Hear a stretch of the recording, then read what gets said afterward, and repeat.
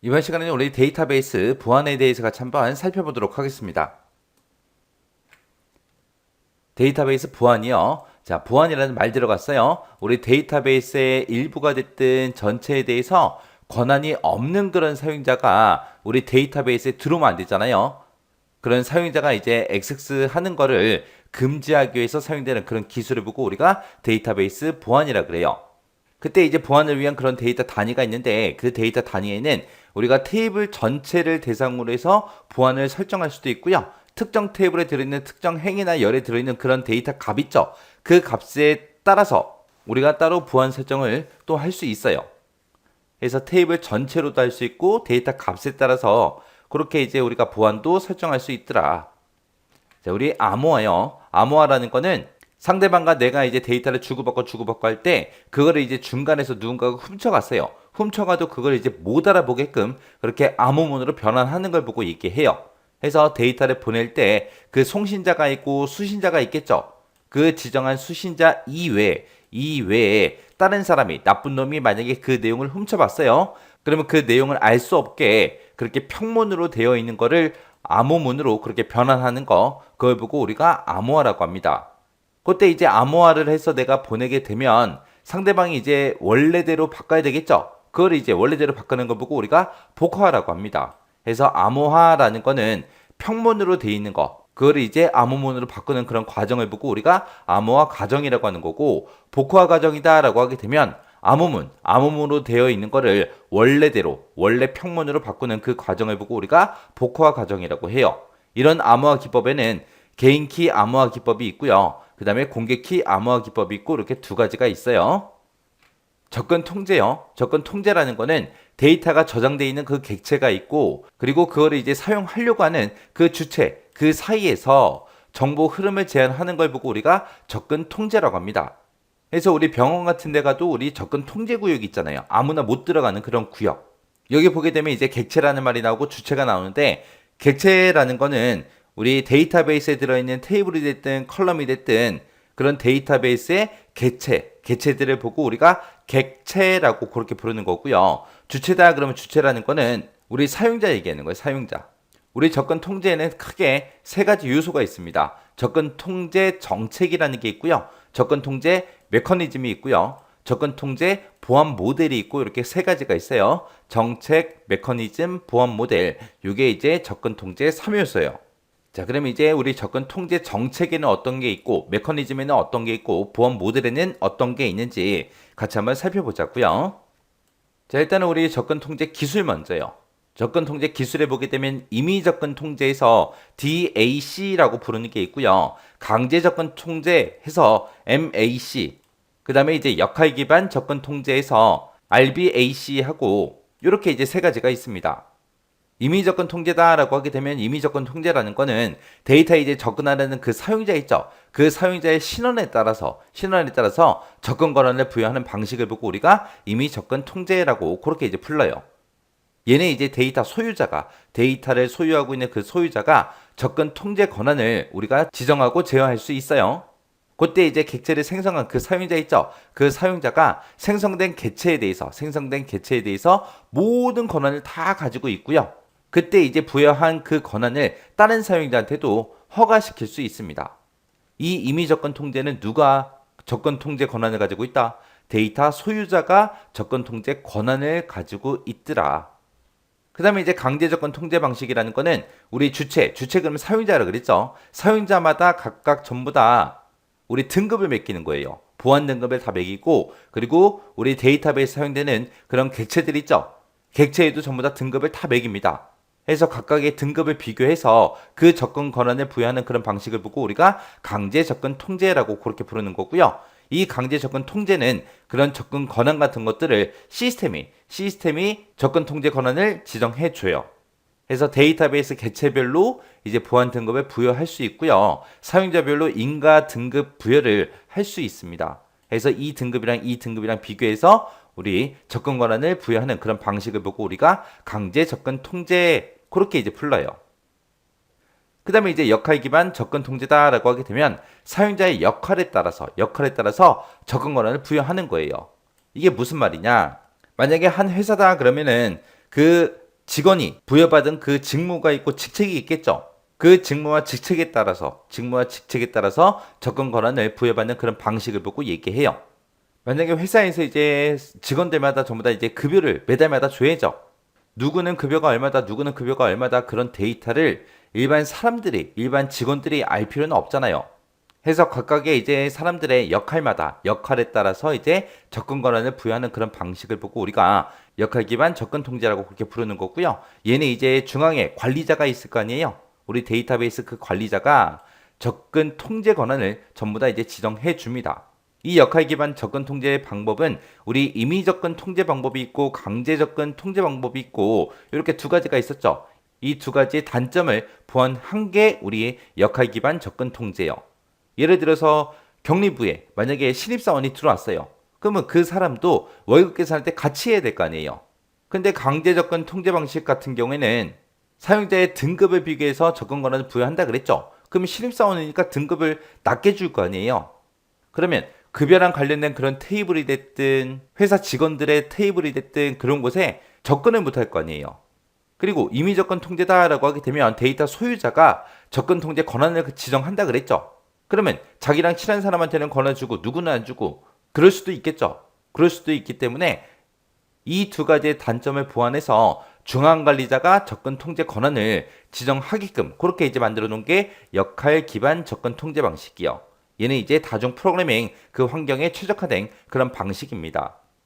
그래서 임의 접근 통제 방식이 뭔지, 강제 접근 통제 방식이 뭔지, 역할 기반 접근 통제가 뭔지 이 세 가지 정확하게 여러분들이 구분할 수 있게 잘 기억하셔야 돼요. 자, 여기서 이제 임의 접근 통제는 누가 접근 통제 권한을 가지고 있다? 데이터 소유자가 접근 통제 권한을 지정하고 제어하더라. 그리고 강제 접근 통제 방식은 시스템이 접근 통제 권한을 지정하더라. 그 다음에 이제 역할 기반 접근 통제는 중앙 관리자가 접근 통제 권한을 지정하더라. 요거 이제 잘 구분하셔야 돼요. 그리고 임의 접근 통제 방식은 사용자의 신원에 따라서 접근 권한을 부여하더라. 그 다음에 강제 접근 통제 방식은 주체랑 객체 등급을 매겨놓고 그 등급을 비교해서 접근 권한을 부여하더라. 역할 기반 접근 통제는 사용자의 역할에 따라서 접근 권한을 부여하는 방식이다. 요거 정확하게 구분할 수 있게 잘 보셔야 돼요. 자, 그 다음에 이제 접근 통제 정책 좀 보자고요. 접근 통제 정책이라는 거는 어떤 주체가 언제 어디서 어떤 객체에 대해서 어떤 행위를 할 수 있게끔 할 거냐 그 허용 여부를 정의해 놓은 거를 보고 우리가 접근 통제 정책이라고 하는 거예요. 정책. 해서 누가 언제 어디서 무엇을 어떻게 이런 것들에 대한 허용 여부를 정의해 놓은 거 그게 이제 접근 통제 정책이요. 그러면 접근 통제 정책에는 어떤 것들인지 그 종류 좀 살펴보자고요. 자, 우리 접근 통제 정책의 종류요. 정책의 종류에는 신분 기반 정책이 있고요. 그 다음에 규칙 기반 정책이 있고, 그 다음에 역할 기반 정책이 있고, 이렇게 세 가지가 있습니다.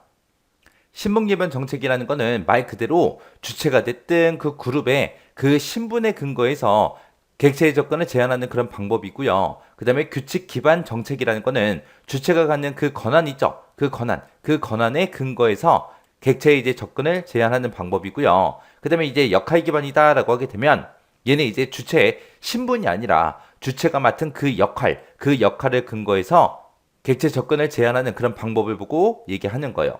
그래서 신분 기반 정책에는 크게 보게 되면 이렇게 두 가지가 있습니다. IBP라는 게 있고요. GBP라는 게 있고 이렇게 두 가지가 있어요.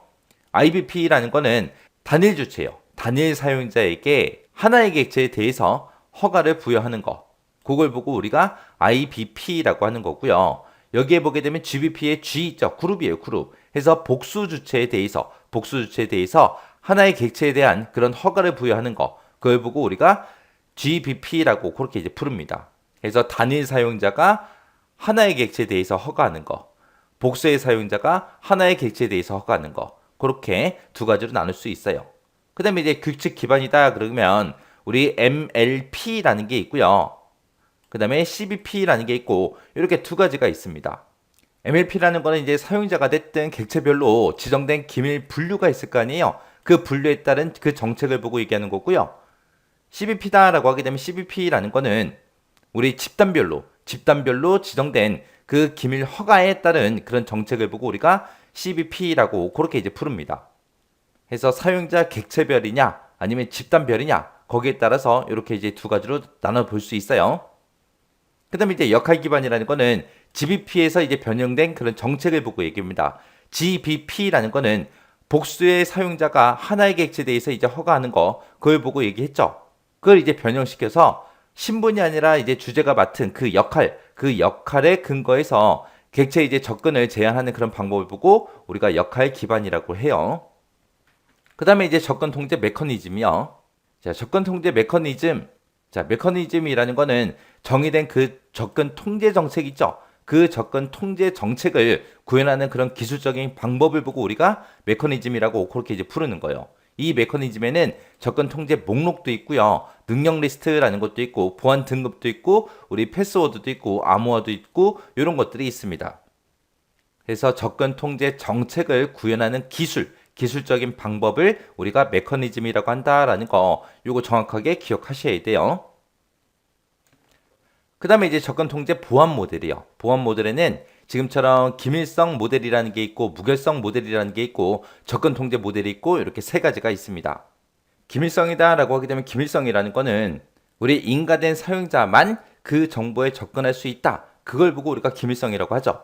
그래서 군사 목적으로 개발된 최초의 수학적인 그런 모델을 보고 우리가 기밀성 모델이라고 하는 거고요. 얘는 말 그대로 기밀성 보장이 최우선이에요. 최우선. 군대처럼 특수한 환경에서 이제 주로 사용되는 게 우리 기밀성 모델이요. 그 다음에 이제 무결성 모델이다라고 하게 되면 얘는 이제 기밀성 모델에서 발생하는 그런 불법적인 이제 정보 변경을 이제 방지하기 위해서 무결성을 기반으로 해서 개발된 그런 모델을 보고 무결성이라고 합니다. 그래서 무결성은 불법적으로 이제 정보 변경을 못하게 하는 게 우리 무결성 모델이요. 그 다음에 이제 접근 통제 모델이요. 접근 통제 모델이라는 거는 접근 통제 메커니즘을 보안 모델로 그렇게 발전시킨 거. 그걸 보고 우리가 접근 통제 모델이라고 합니다. 여기서 이제 접근 통제 메커니즘 그랬는데 메커니즘이 뭐였어요? 메커니즘은 접근 통제 정책을 구현하는 그런 기술적인 방법을 보고 얘기했죠. 해서 접근 통제 목록도 있었고요. 능력 리스트도 있었고 보안 등급도 있었고 패스워드도 있었고 암호화도 있었고 그런 것들이 있었어요. 그런 것들을 이제 보안 모델로 발전시켜 놓은 걸 보고 우리가 접근 통제 모델이라고 하는 거고 가장 대표적인 게 접근 통제 행렬이라는 게 있습니다. 여기서 얘기하는 접근 통제 행렬이라는 거는 행과 열로 그 주체와 객체의 권한 같은 것들을 표시해 놓은 거. 그걸 보고 우리가 접근 통제 행렬이라 그래요. 그래서 하나의 표에다가 어떤 사람은 어떤 객체를 읽기만 할 수 있다. 어떤 사람은 어떤 객체를 읽고 쓰고 할 수 있다. 그런 식으로 표 형태로 만들어진 걸 보고 우리가 접근 통제 행렬이라고 해요. 그래서 우리 기밀성 모델이 뭘 얘기하는 건지, 무결성 모델이 뭘 얘기하는 건지, 접근 통제 모델이 뭘 얘기하는 건지 정확하게 구분할 수 있게 보고 지나가셔야 돼요. 그 다음에 이제 접근 통제 조건이요. 얘는 말 그대로 조건이에요, 조건.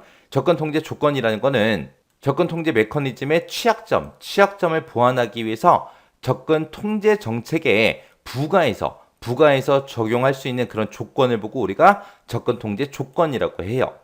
거기에는 이제 갑 종속 통제라는 것도 있고요. 그 다음에 다중 사용자 통제라는 것도 있고 컨텍스트 기반 통제라는 것도 있고 이렇게 세 가지가 있습니다. 갑 종속 통제라는 거는 객체에 이제 저장된 그 값 있죠. 그 값에 따라서 다르게 접근 통제를 허용해야 하는 경우에 우리가 사용하는 게 갑 종속 통제라는 거고요. 다중 사용자 통제라는 거는 다수의 이제 사용자가 동시에 접근을 이제 요구하는 경우에 이제 사용되는 게 다중 사용자 통제고요. 컨텍스트 기반 통제라는 거는 특정 시간대를 정해놓고 이때만 접근을 해라, 하지 마라, 네트워크 주소. 우리 회사 데이터베이스는 국내에서만 이제 접근할 수 있게끔, 해외에서는 아예 접근을 못하게끔 접근 제어할 수 있고요. 그리고 접근하는 경로도 우리가 접근을 제어할 수 있습니다. 그리고 인증 수준 같은 것도 근거해서 우리가 접근을 제어하는 그런 방법을 보고 컨텍스트 기반 통제라고 합니다. 그래서 얘는 이제 다른 보안 정책과 결합해서 보안 시스템의 취약점을 보완하고자 할 때 사용되는 그런 통제 기법이요. 그래서 얘네들은 뭐 기억하시는데 크게 어렵진 않을 거예요. 갑 종속 통제라는 거는 말 그대로 객체에 저장된 그 값에 따라서 접근 통제하는 거고요. 그 다음에 이제 다중 사용자 통제다라고 하게 되면 다수의 사용자가 동시에 접근을 요구할 때 그때 이제 사용되는 거고, 컨텍스트 기반 통제다라고 하게 되면 얘는 이제 특정 시간, 네트워크 주소, 접근 경로, 인증 수준 이런 것들을 근거로 해서 이제 접근을 제어하는 그런 방법을 보고 얘기한다. 그렇게 이제 구분할 수 있게 잘 보셔야 돼요. 그 다음에 이제 감사 추적이요. 감사 추적이라는 거는 사용자가 됐든 애플리케이션이 됐든 이런 것들을 통해서 이제 우리 데이터베이스에 접근을 할 거 아니에요. 접근해서 그 데이터베이스 내에서 수행하는 모든 활동을 싹 다 기록하는 그런 기능을 보고 우리가 감사 추적이라고 합니다. 그래서 어떤 사용자가 몇 월 며칠 몇 시에 우리 데이터베이스에 접근을 해서 어떤 개체를 사용했고 어떤 데이터 값을 어떻게 바꿨는지, 그리고 실행한 프로그램은 어떤 건지, 그런 모든 활동 기록을 전부 다 이제 기록하는 거예요. 기록을 하는데 이런 걸 기록을 왜 한다? 오류가 발생한 그 데이터베이스를 복구할 때 그 로그, 활동 기록 있죠? 그 로그를 이제 참고해서 우리가 복구를 할 수 있고요. 그리고 이제 부적절한 그런 데이터 조작을 파악하기 위해서 어떤 사용자가 어떤 개체를 쓰다가 데이터 값을 막 엉뚱하게 다 바꿔놨어요. 그럼 이제 그걸 찾아야 될 거 아니에요.